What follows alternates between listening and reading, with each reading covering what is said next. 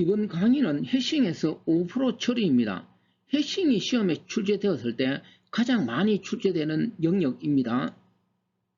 자, 그러면 해싱에서 5% 처리 방법론을 먼저 간단하게 소개합니다. 화면에 적혀있는 이 내용이 해싱에서 5% 처리 방법론입니다. 시험에 출제되는 거 앞으로 하나하나씩 설명하도록 합니다.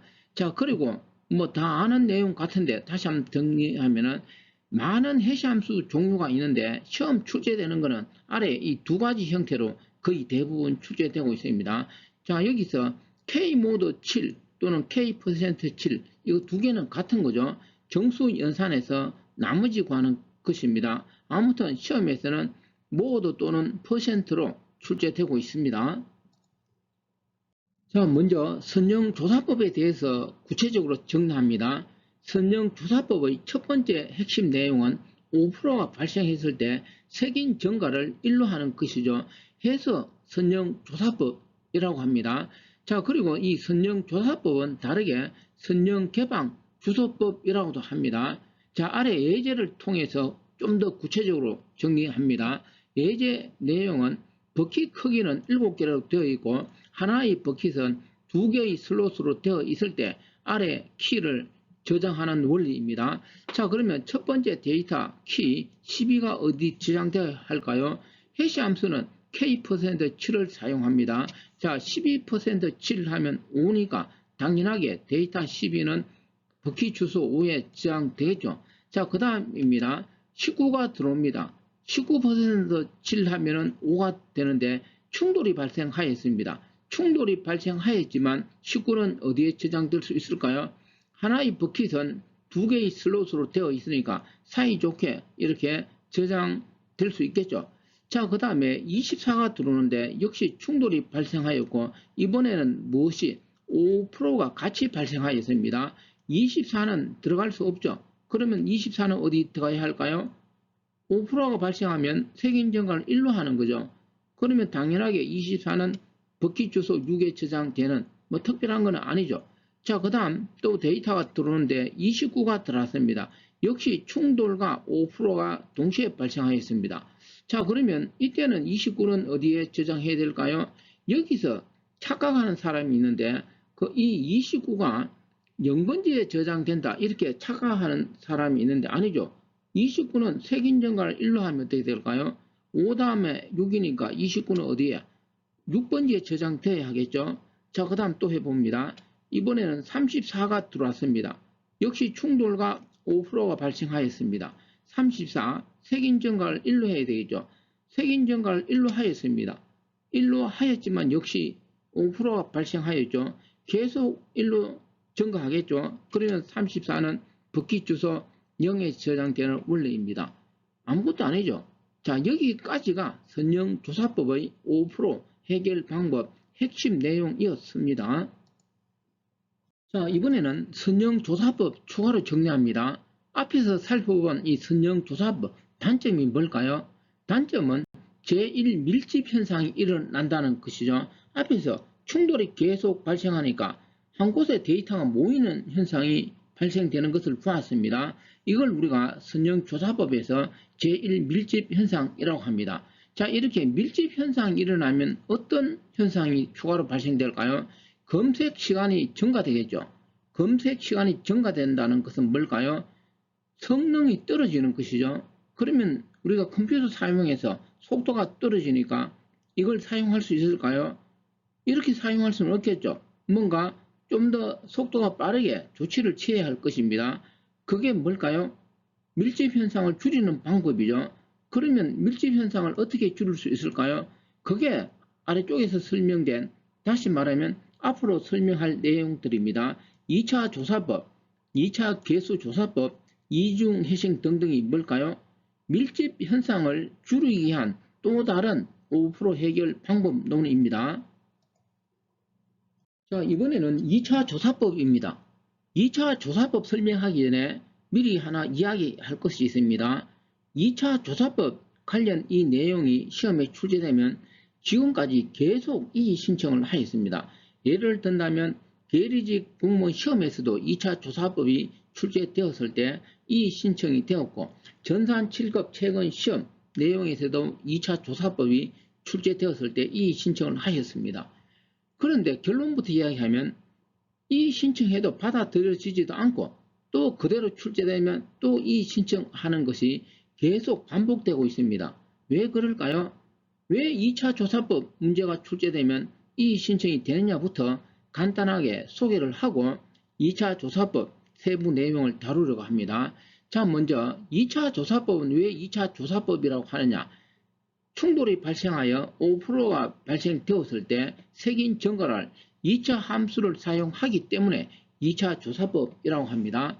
자, 그러면 2차 함수 모르는 분 없죠? 여기 ax제곱 플러스 bx 플러스 c 형태의 2차 함수를 충돌이 발생했을 때 오버플로우가 또 발생하면 색인 증가에 사용한다라는 것이죠.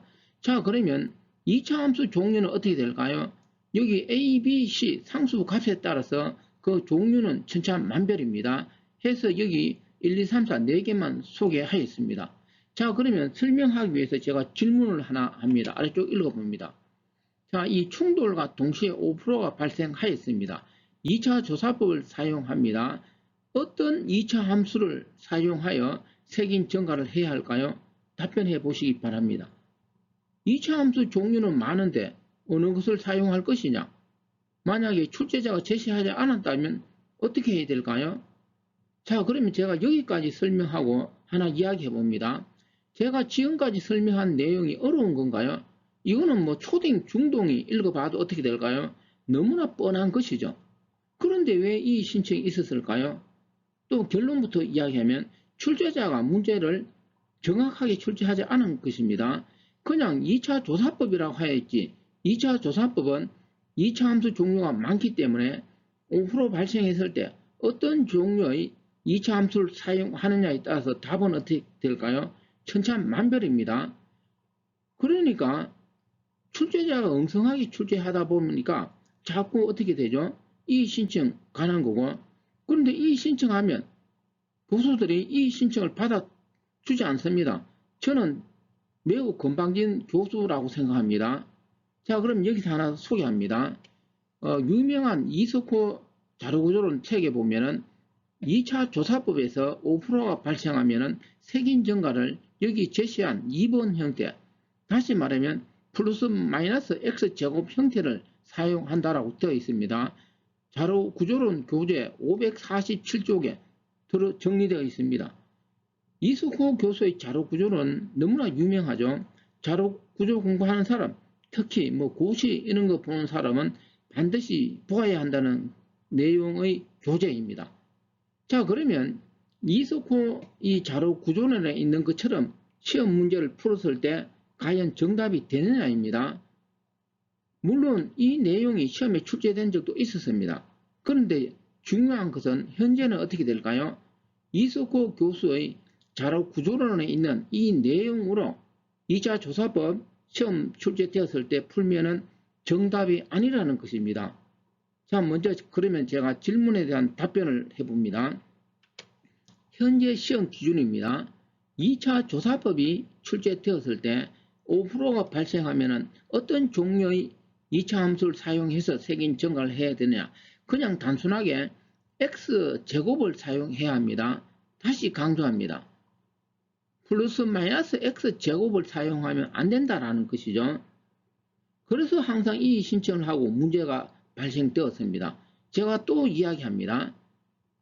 예를 들어 공부하면서 이석호 자료구조론 교재로 공부한 사람은 이 형태의 문제가 출제되면 당연하게 어떻게 할까요?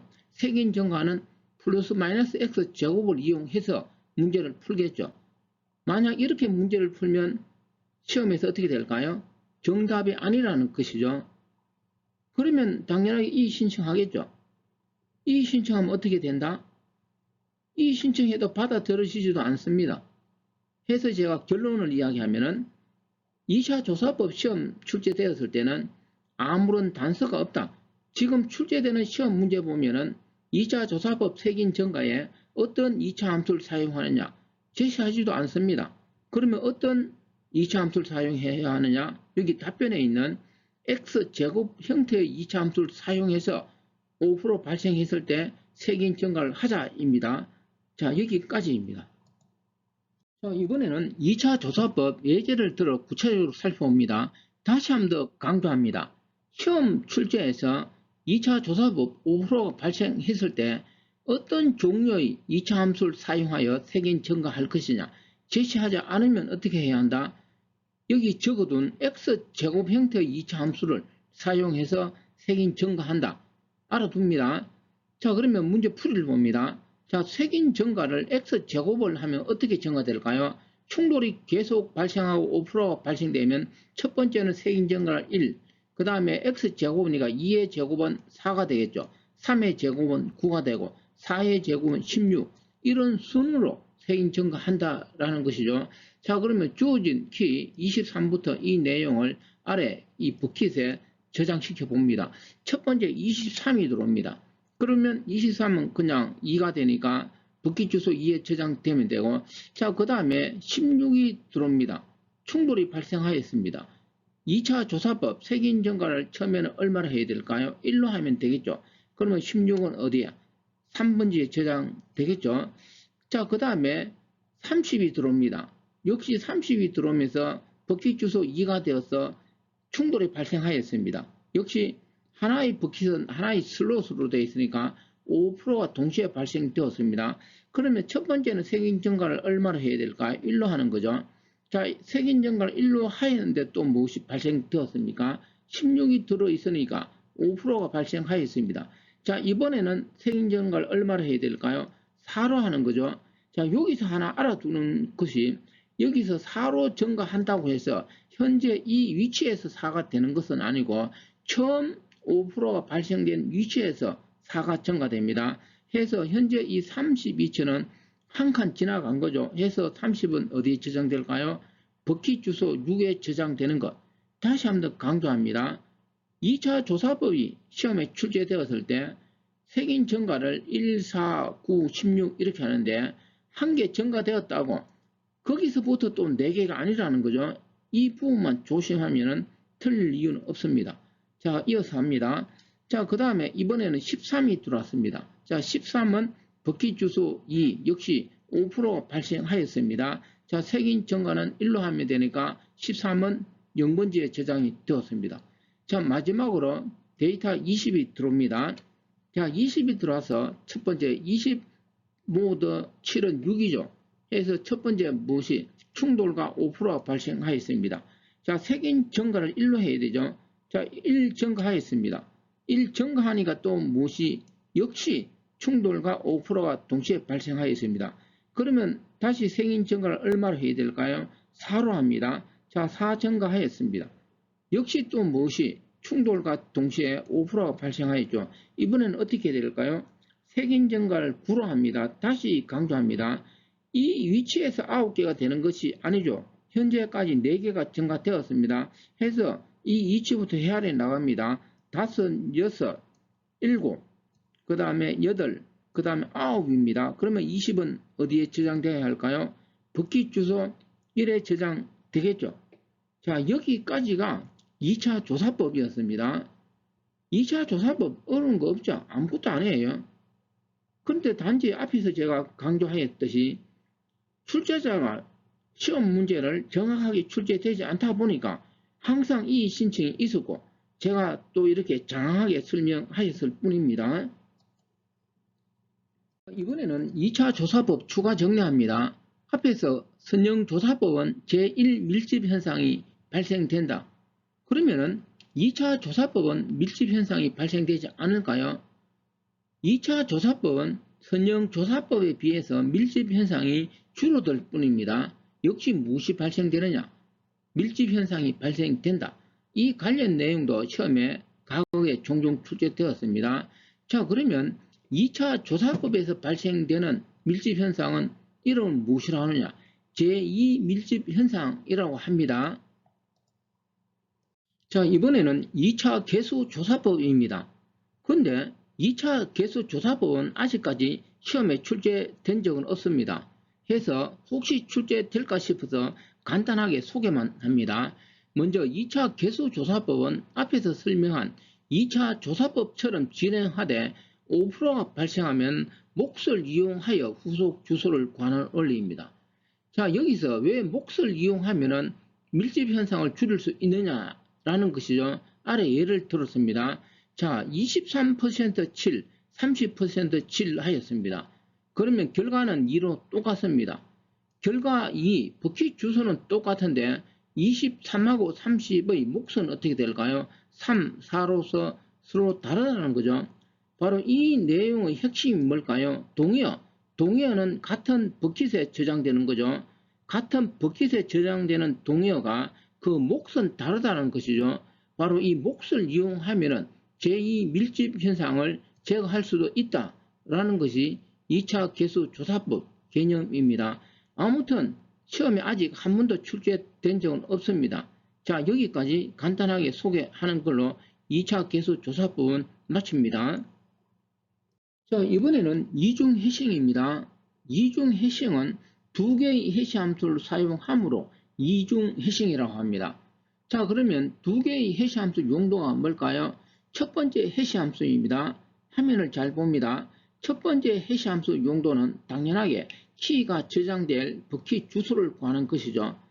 자, 이렇게 버킷 주소를 구해서 찾아가 보니까 5%가 발생되었습니다. 그 장소에 키가 저장될 수 없습니다. 그러면 어떻게 해야 될까요? 어디에 저장할 것인가 결정을 해야 되겠죠.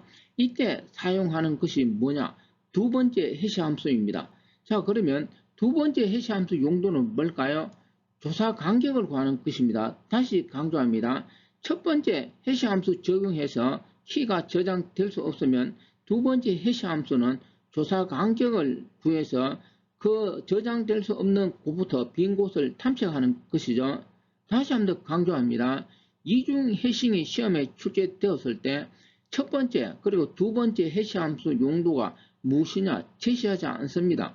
그러면 지금 설명한 기준으로 두 개의 해시 함수를 적용해야 합니다. 자, 아래 예제를 들어서 좀 더 구체적으로 살펴봅니다. 자, 크기 7인 이 해시표에 이중 해싱을 적용하여 다음 키를 적용하는데 여기에 두 개의 해시 함수 여기 적혀 있습니다. 자, 이 해시 함수를 이용하여 이 키를 저장합니다. 자, 그러면 첫 번째 키 20이 들어오면은 첫 번째는 당연하게 5%가 발생되지 않겠죠. 22 모두 7은 1입니다. 해서 키 22는 버킷 주소 1에 저장되었습니다. 자, 두 번째 값 15가 들어왔습니다. 충돌이 발생하였습니다. 15% 7은 1이죠. 저장될 수 없습니다. 그러면 어떻게 해야 될까요? 두 번째 해시 함수를 적용하는 거죠. 아래 표를 봅니다. 자, 두 번째 해시 함수 적용하니까 조사 간격이 5가 나왔습니다. 그러면 15가 들어갈 수 없는 이 곳부터 조사 간격이 5니까 5칸 건너가는 거죠. 1개, 2개, 3개, 4개 이렇게 5개 건너간 곳 버킷 주소 6에 어떻게 될까요? 키 15가 이렇게 저장됩니다. 자, 그 다음에 키 17이 들어옵니다. 17 모두 7은 3이니까 현재 주소 3번지는 비어 있으니까 17은 버킷 주소 3에 저장되었습니다. 자, 그 다음에 키 13이 들어왔습니다. 13% 7은 6이니까 충돌이 발생하였습니다. 조사 간격을 구해야 하겠죠. 아래 표를 봅니다. 자, 키 13에 대한 조사 간격을 구해보니까 2가 나왔습니다. 다시 한번 더 이 부분을 설명하였고, 조사 간격은 키 13은 두 번째 해시 함수를 적용해서 5 마이너스 괄호 안에 13 모두 5 하면 13 모두 5는 3이죠. 그래서 5에서 3을 빼면 2가 되죠. 해서 조사 간격은 2입니다. 자, 그래서 이 13 못 들어가니까 조사 간격 두 개, 두 칸 건너가는 거죠. 원형 큐처럼 돌아갑니다. 자, 이렇게 두 칸을 건너가 보니까 역시 또 무엇이 발생하였습니까? 5%가 또 발생하였습니다. 그러면 다시 어떻게 해야 될까요? 두 칸 건너가야 되겠죠. 자, 이번에 다시 두 칸 건너가니까 또 5%입니다. 다른 데이터가 있어서 저장될 수 없죠. 그러면 또 어떻게 해야 될까요? 또 두 칸을 건너가죠. 자, 이번에 두 칸 건너가니까 버킷이 비어 있습니다. 해서 13은 버킷 주소 5에 이렇게 저장되었습니다. 자, 제가 여기서 하나 이야기합니다. 시험장에서 문제를 풀 때 빈 곳을 찾았는데 계속 5%야. 뭐 한 번, 두 번 날 때까지는 크게 신경 쓰지 않는데 자꾸 5%가 발생되면 혹시 내가 문제를 잘못 풀고 있나 이렇게 생각해서 어떻게 걱정이 돼서 다시 할 수도 있겠죠. 해서 이중 해싱 이런 게 시험에 출제됐을 때 계속 이렇게 5%가 발생될 수 있으므로 시간을 절약해야 되겠죠. 처음부터 다시 시작하면 문제가 되지 않습니까? 해서 문제 풀 때 정확하게 꼼꼼하게 풀어야 합니다. 자, 그러면 마지막으로 데이터 10이 들어옵니다. 역시 충돌이 발생하였습니다. 10 모두 7은 3인데 3번지에는 17이 들어가 있으니까 데이터가 들어갈 수 없습니다. 자, 이번에는 조사 간격을 또 구해 봅니다. 조사 간격을 구해 보니까 5가 나왔습니다. 그러면 어떻게 해야 될까요? 5개씩 건너가는 거죠. 자, 그러면 주어진 버킷 주소 3에 10이 못 들어가는 5개 건너가 볼까요? 1개, 2개, 3개, 끝에 가면 앞으로 가죠. 4개, 5개 이렇게 건너가는 거죠. 5개 건너갔는데 역시 또 어떻게 되죠? 10은 들어갈 수가 없습니다. 그러면 또 어떻게 해야 될까요? 또 여기서부터 5개 건너가야 되죠. 하나, 2개, 3개, 4개, 5개 조사를 해보니까 또 어떻게 되었습니까? 또 역시 들어갈 수가 없습니다. 그러면 또 어떻게 해야 될까요? 또 5개를 조사합니다. 5개를 조사하니까 이제 어디에? 버킷 주소 4에 키 10은 들어갈 수 있었습니다. 자, 여기까지가 이중 해싱입니다. 어려운 내용은 없죠. 시험장에서 실수하지 않으면 누구나 틀리지 않고 맞출 수가 있습니다. 자, 이번에는 연결 체인법입니다. 연결 체인법은 다르게 체이닝 이렇게 이야기합니다. 내부적으로 해시표를 연결 리스트를 이용하여 구현하는 원리입니다. 예를 들어 설명합니다. 정수 K에 대해서 해시 함수 HK는 K%5를 적용하여 여기 정수 K 값을 해시표로 구현하는 원리입니다. 자, 그러면 해시 함수가 K%5이므로 값은 어떻게 될까요? 0, 1, 2, 3, 4까지 5개의 값을 가지겠죠. 내부적으로 5개의 연결 리스트가 만들어지는 원리입니다. 자, 그러면 정수 K에 대한 함수를 적용해서 함수 값을 여기 구하였습니다. 그러면 이 구한 값은 0, 1, 2, 3, 4 중에 어느 하나 값을 가지겠죠. 이렇게 합니다. 자, 이 값이 0인 것은 어떻게 하면 될까요? 0번 체인에 다 연결하면 되고 1번인 것은 어떻게 하면 되고 1번, 2번인 것은 2번 이렇게 연결 리스트를 구현하는 원리가 곧 뭘까요? 연결 체인법에 의한 해시표를 구현한 것이죠. 자, 이렇게 구현된 결과를 보여주겠습니다. 자, 지금 화면에 보고 있는 내용이 바로 연결 리스트를 이용하여 해시표를 구현한 예가 되죠. 어려운 거 없죠. 다시 한번 이야기하면 함수값, 다시 말하면 버킷 주소가 0인 것은 헤더 노드 0에 이렇게 연결시키고 1인 것은 1번에 연결시키는데 주어진 데이터에서는 함수값이 1인 게 없기 때문에 그냥 헤더 노드 값은 늘 값을 가집니다. 자, 2번인 것은 바로 2번 체인에 이렇게 연결시킨 구조입니다. 더 이상 설명하지 않아도 정수 K에 대한 해시표 연결 리스트로 구현한 이 구조 알 수가 있겠죠. 자, 그러면 연결 체인법에 의한 해시표 구현은 성능이 좋을까요? 나쁠까요? 아래 올라오는 내용을 봅니다. 다시 한번 더 강조합니다. 지금 아래 설명하려고 하는 이 내용은 어떻게 보면 상당히 중요한 내용도 담고 있으니까 잘 정리합니다. 자, 그러면 제가 간단하게 소개합니다. 첫 번째 내용은 해시 테이블은 버킷 개수만큼 체인으로 구성되는 원리입니다. 두 번째, 헤더 노드는 포인트만 가지죠. 리스트 노드에서 데이터가 저장되는 원리입니다. 3번 중요한 내용입니다. 새로운 자료가 삽입될 때 어떻게 하면 될까요? 그냥 해당 리스트 끝에 추가하면 되죠. 해서 5%가 발생되지 않습니다. 자, 이 부분 다시 한번 더 강조합니다. 연결 체인법은 연결 리스트를 이용하니까 연결 리스트에서는 기억 장소가 필요하면 필요할 때마다 추가로 동적 할당하는 원리죠. 해서 5%가 발생되지 않는다. 충분히 이해되죠. 또 중요한 내용이 있습니다. 그 밑에 새로운 버킷 주소를 다시 계산할 필요가 없다. 자, 이 내용은 과거에 상당히 종종 출제되었습니다. 지금도 당연하게 이 내용 출제될 수 있겠죠. 자, 지금 제가 별표를 하고 있는데 버킷 주소를 다시 계산할 필요 없다. 이 내용 충분히 이해되죠? 우리가 앞에서 다룬 선정조사법 등은 5%가 발생하면 어떻게 하였습니까? 어디에 그 키를 저장할 것이냐? 버킷 주소를 다시 계산하였습니다. 그런데 연결체인법은 버킷 주소 다시 계산할 필요 없이 그냥 그 해당 리스트 끝에 추가하면 되는 원리죠. 충분히 이해되었죠? 자, 그 다음에 4번도 잘 알아두어야 합니다. 서로 다른 해시 값하고 키를 비교해야 되는 일도 없습니다. 다시 또 이야기합니다. 선정조사법에서는 5%가 발생하였어. 찾아가 보니까 내가 들어가야 할 장소에 다른 데이터가 들어가 있을 수도 있죠. 해서 탐색하기 위해서는 서로 다른 해시 값을 가지는 키와 비교해야 하는 일이 있습니다. 그런데 연결체인법은 절대로 그런 일은 필요 없죠. 왜냐하면 동일한 0, 1, 2, 3, 4 그냥 끝에 추가하면 되니까 다른 해시 값을 가지는 키와 비교할 일이 없다. 이해되었습니까? 자, 마지막입니다. 연결체인법은 이 선정조사법에 비해서는 5% 처리하는 성능이 상당히 우수하다는 거죠. 해서 연결체인법이 선정조사법에 비해서는 실험 결과 상당히 우수한 해시표라는 것이 알려져 있습니다. 자, 여기까지 충분히 이해되었습니까?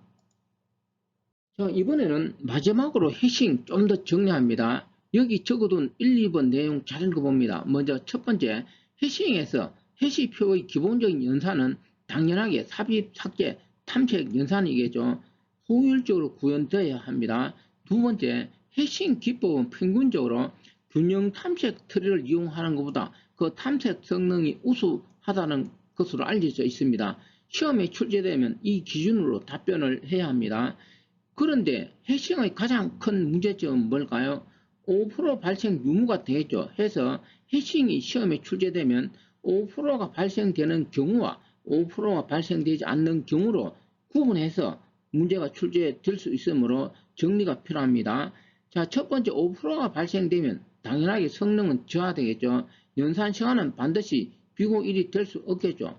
최악의 경우는 비고 n까지 될 수 있다. 특별한 경우에 최악의 경우 비고 n이 될 수 있습니다. 자, 두 번째 5%가 발생되지 않으면 어떻게 될까요? 그 연산 시간은 상당히 우수한 비고 1입니다. 연산 시간이 비고 1보다 더 우수할 수는 없겠죠. 이때 또 중요한 사실이 하나 있죠. 지역 장소가 낭비되는 요인은 있지만 키 개수하고 무관하게 그 연산 시간은 비고 1이 되는 거죠. 다시 한번 더 강조합니다. 5%가 발생되지 않는 경우는 연산 시간은 상당히 우수하다. 키 개수하고도 무관한데 단지 어떤 문제점이 있을 수 있을까요? 메모리 공간이 많이 낭비될 수 있겠죠. 자, 마지막으로 5%가 발생되지 않으면 연산 시간은 상당히 우수한데 약간의 어떤 연산 시간 필요한 것이 뭘까요? 아래쪽에 적어두었습니다. 단지 해시 함수 계산 시간하고 버킷 탐색 시간이 조금 필요하겠죠. 자, 여기까지 해서 해싱 마무리 정리하였습니다. 이번 강의는 여기까지입니다.